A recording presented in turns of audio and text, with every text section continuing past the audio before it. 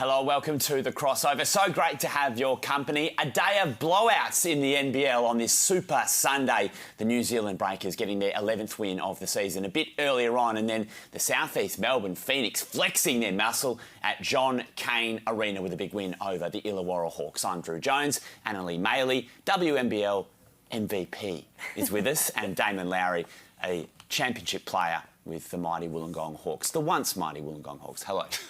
How you doing?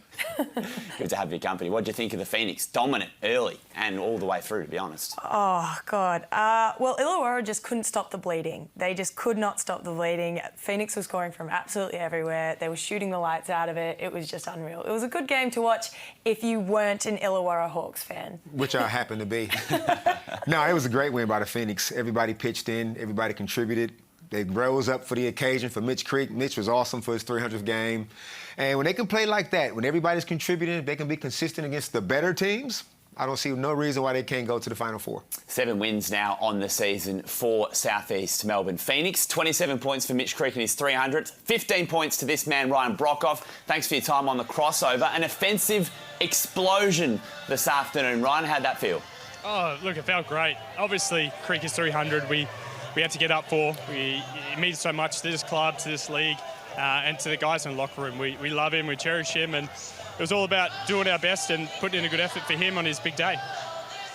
The confidence you guys are shooting the ball with at the moment, where is that coming from, and how do you carry that through to the next couple games? Personally, I shoot it confidently every time, but as you see, once you get on a bit of a roll offensively, we can be inside, we can be outside. You know, we've got so many different options that it produces open shots for guys. And look, some nights you don't make them, but tonight was night that it felt like everything was dropping, and it was a fun night. We got some young guys in and get their first taste of NBL action and get them some points. So, look, we're happy, but we know there's some big games coming up next week, so time to refocus. Ryan, way to shoot the ball, man. It was also good to see you getting out on the break, throwing one down, too, showing that your legs have still got some spring in them. Ryan, how many shots could you have made at training had Creaky gave you some good passes? Yeah, did you see some of them right between the legs, all over the place? No, look, it was a bit of fun. It just happened that the media was there just to film it at the time and just got on a roll. And you know how it is as shooters. Once you make a couple, the eye locks in, and it was a bit of fun. I was pretty upset I didn't get to 50, and then I would have been upset I didn't get to 60, and so forth. But it's just a bit of fun at training. For those who didn't see it, 43 in a row for Ryan Broekhoff, despite Mitch Creek throwing some junk passes to him. Now, we'll see you back on camera in a second, Ryan. You've got a caterpillar starting to take shape on your top lip. Can you talk to us about Movember, how the mo's going, and then obviously why it means so much to you? Yeah, can you zoom in close enough to actually see it? No, it looks good. Looks good.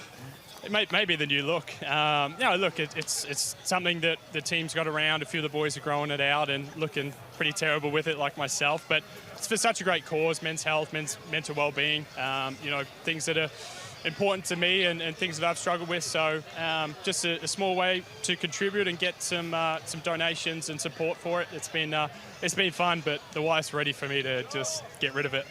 No, I reckon keep it for a while to come. We love what you're doing on and off the court, Ryan. Thanks so much for your time and good luck against the Breakers. It's going to be a real big test for you across the ditch. Thanks, guys. Ryan Broekhoff with us on The Crossover. Always a class act.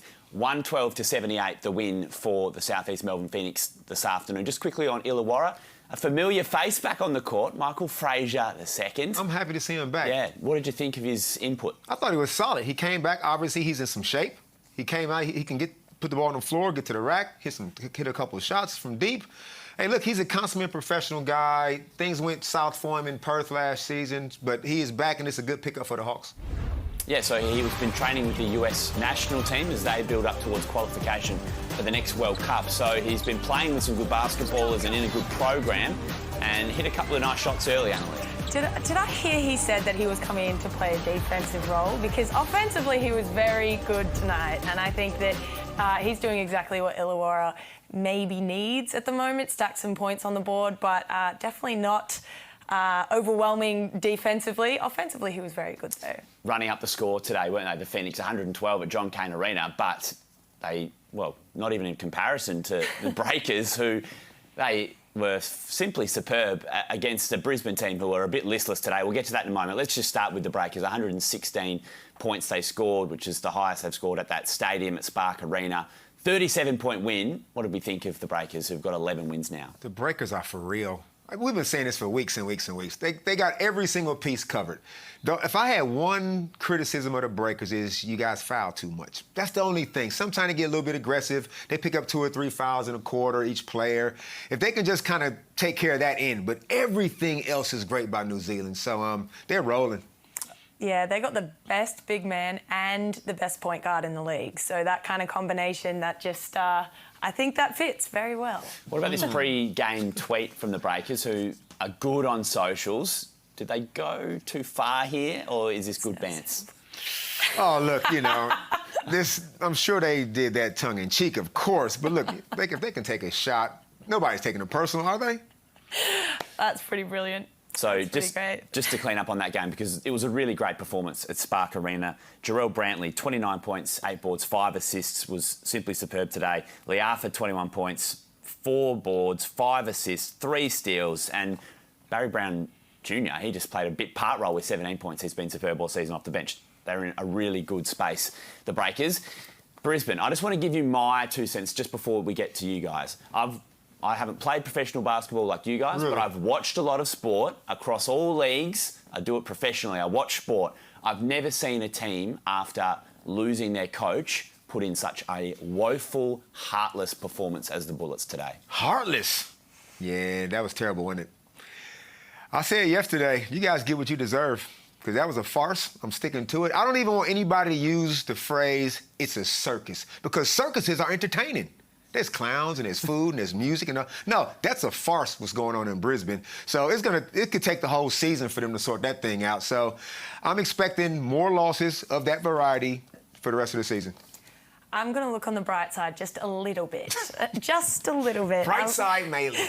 I'm going to say that this is a situation that some of the players, it'll be their first time experiencing, and it probably won't be the last time these players ever play for a team where the coach is fired mid-season. Rare, yes, but it will happen again at some point in their careers. So I think learning from this experience, they'll learn how to pick it up, and I think they can only grow from it. But also, Bright Spark and Tanner Krebs, he was really great. Sam McKinnon, the interim coach, it's the worst debut loss since 1989. Alan Black at the Wildcats, 37 points. Tough day for the Brisbane Bullets. Last night, the Tasmanian Jack Jumpers trailed just about all night at John Cain Arena against Melbourne, but they found a way to dig it out late. Melbourne United are now 3-6 at home. They're 5-8 overall. What is going on with Melbourne United? Well, don't want to sound like a broken record, but everything is wrong with the team. The team isn't constructed to win those kind of games, especially. Dean said that himself. But look, offensively, they're hit or miss. Everything's terminal. They rely on individual brilliance. Xavier Rattan-Mays has to be brilliant. CG has to be brilliant, take tough shots. Rajon Tucker's playing great basketball right now, but they don't have any interior. And one thing I think they could have done better, Marcus Lee's 5 of 5. 8 rebounds in like 17 or 18 minutes. Can I get some more touches for this guy? Isaac Humphries, you got to get on the glass, Isaac. Only had 2 boards. But he only had like 4 or 5 shots. Between their 2 bigs, it's like the United don't play with big people. So anyway, they don't have any interior, so you know what happens? They don't get any foul shots. They can't control the tempo. They took 7 free throws for the whole game. Rajon had 5, Newley had 2. That's it. That's not conducive to winning basketball games. I also think there's nothing surprising about the Jack Jumpers coming back and winning a game. There's nothing surprising. No part of that sentence is shocking. You know, that's kind of what they do. They take it to teams when they're not supposed to, those unexpected wins late. That's kind of what they do. So you got to give credit to the team that got it over the line. Yeah, I thought they were really good. Down by 12 points at one stage in the third quarter, and even 5 points late. A couple of turnovers cost Melbourne United. But Rajon Tucker got in the open court. We saw those dunks that he threw down. They got Chris going early. He hit 13 points in the first quarter. So what else do they need to do to make this work? Like I said, they got to go inside. They got to get more balanced scoring, and they got to take care of the ball. Like, CG had 5 turnovers. Xavier Rattan-Mays had 5 turnovers.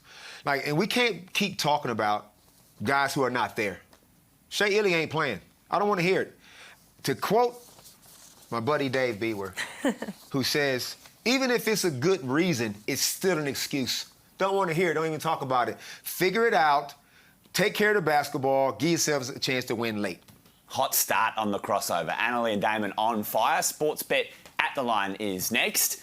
And then we're going to hit a hooyah from Damon, and you're going to hit your first shot of the season. Today's the day. Today's the day. We'll be back shortly.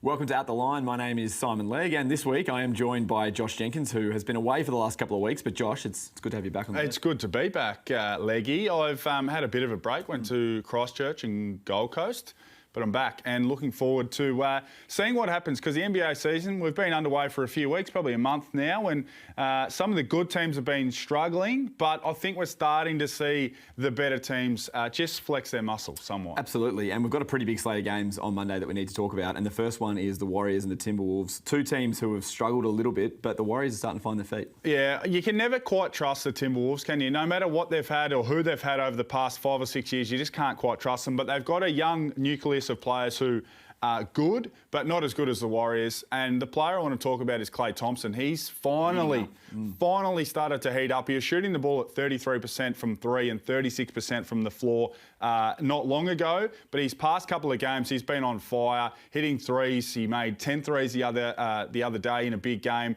He hit 7 threes in the first half only a few days ago as well. So he's been on fire. And for the Warriors to do anything, they need him to fire up. He's been the catalyst. Now the Trailblazers and the Nets is our next matchup. It is, and the Blazers play good defence, better defence than you think, but the Nets play no defence, none whatsoever. So I like this one to go high scoring. Let's have a look at a same game multi. KD, mate, you lock him in for 30 plus each time he steps on the floor. Jeremy Grant, in the absence of Damian Lillard, he'll need to score 20 plus, and I think he will. Ben Simmons has come alive over 6.5, and the total points over 235. It's high, but as I said, the Nets play absolutely no defence. And you are the chairman or the chairperson of the Ben Simmons fan club. But moving on to the Mavs and the Bucks, which is going to be an interesting game as well. It will be. Two of the best international players in the whole wide world and in the NBA. Nikola Jokic says hi, yes, but Luka Doncic and Giannis Antetokounmpo, I think, are 1 and 2. This will be a good game. It's in Milwaukee.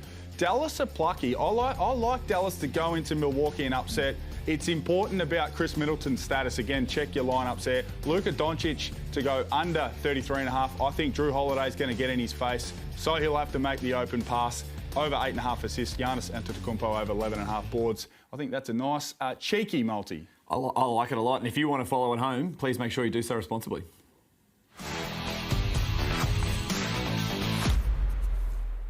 You know the score. Stay in control. Gamble responsibly.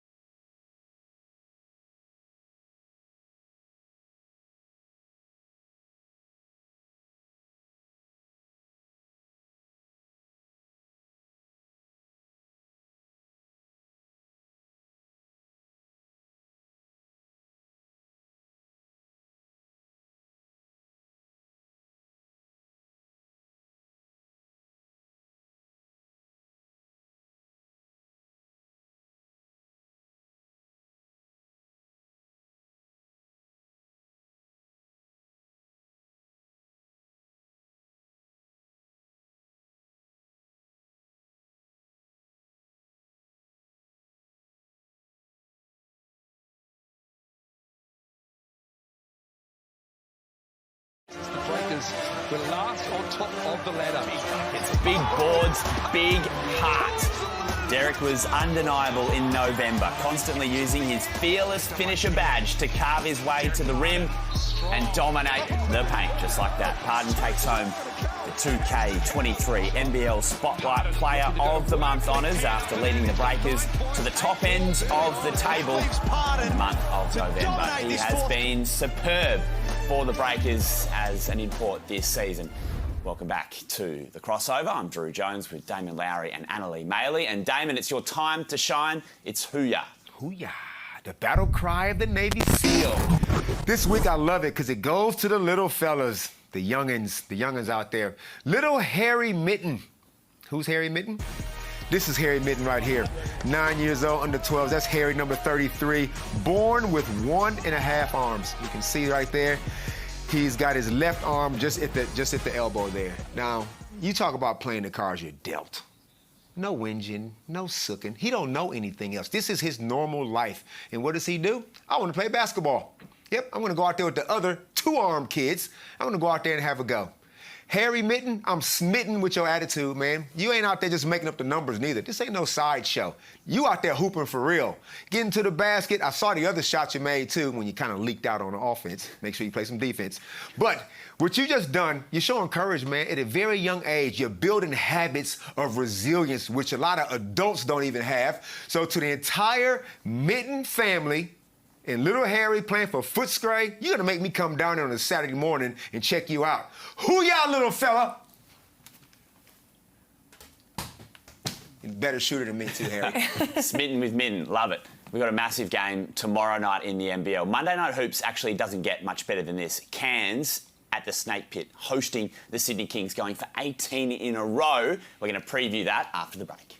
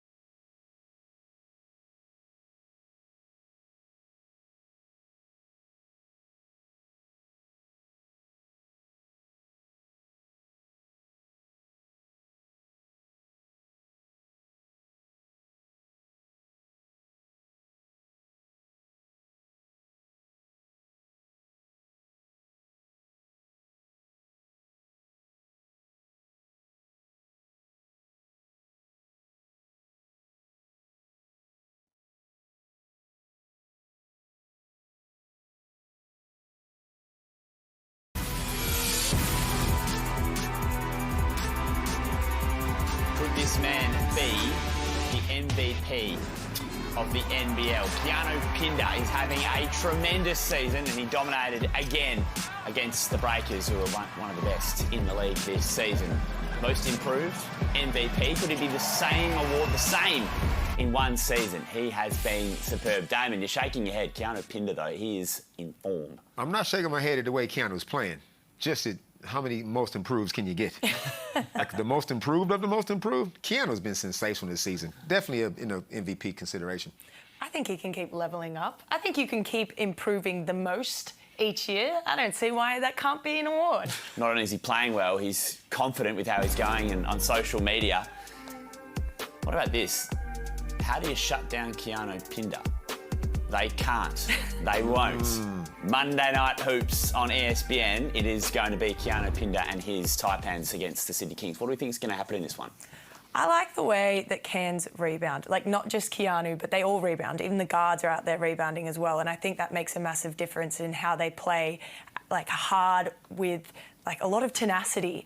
And I think they're going to come away with a win here. I'm calling it for Cairns. OK, Cairns, the win for Anna Lee, which would break the streak of 17 in a row on the road. Is Xavier Cooks playing? He is. Well, there you go. Kings for mine. Look, I don't know how healthy Xavier's going to be, but it don't matter. If he's out there on the floor, the team's just way better. So I know Cairns is very capable, but I'm going with the Kings. Is Cook still in the race for MVP potentially? Creaky's leading scorer right now. Pinder doing good things. Nah, Cooks is MVP. Best player on the best team wins the MVP for mine. Anna Lee. I disagree with that. OK, here we go. They can't just be leading in one category. They've got to be leading at least two. Says MVP over here. Oh, well, she would know. Yeah, coming from you, I think she's got the respect of the crossover listeners. So, Cairns and Sydney, you're going the Kings, you're going the Snakes. I'm going the Snakes on home court to break that 17-game winning streak. Enjoy the game. It's going to be a belter. Thanks for your company. Have a great evening.